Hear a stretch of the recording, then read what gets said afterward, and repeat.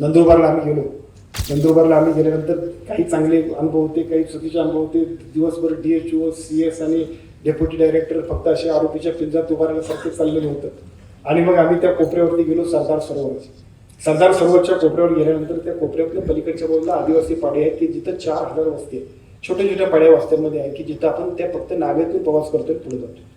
मी तुम्हाला सांगतो की तिथनं हे बघितल्यानंतर ती नाव सुद्धा कोलमडली. संध्याकाळचे 6-6:30 वाजले होते आणि बऱ्याच वेळा आपण होता काय त्याची.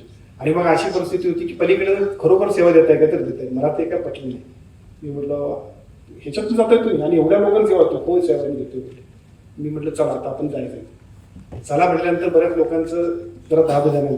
विशेषतः आमचे OSD वगैरे म्हटलं साहेब अंधार पडलाय, तळ आहे काय माहित नाही, कशाला तिकडे जात आहे ते सुद्धा सांगायला. पण मला असं वाटलं की आपण गेलो पाहिजे. मी बसून पुढे निघालो. ती नाव अशी अशी करायला लागली. सरदार सरोवर 350-400 फूट मगरींचा सगळा संध्याकाळची वेळ. आता बसलो होतो, आता पुढे गेले आणि मागे गेले. अगदी म्हणजे नंतर मला लक्षात आलं की जरा अति उत्साहात माझी चूक झाली. पैल गिरावर गेलो आलो. पण अंबारीकर मी तुम्हाला सांगतो, पैल गिरावर गेल्यानंतर तिथं असणारे ती आदिवासी पाडा एकदम साधी माणसं होती. ती साधी माणसं होती. त्यांना कोण आले काय माहित होतं, पण त्यांनी आपल्या आरोग्य सेवकला ओळखलं. ये म्हटलं. मग त्याला आमच्या आशा पाडवीचे आमदार होते, त्यांनी विचारलं त्यांना, हा येतोय का तुमचा? अहो हेच आहे, हाच तर बघतोय आमचं सगळं काम, ह्याच्यामुळे तर आम्ही सुरक्षित आहे.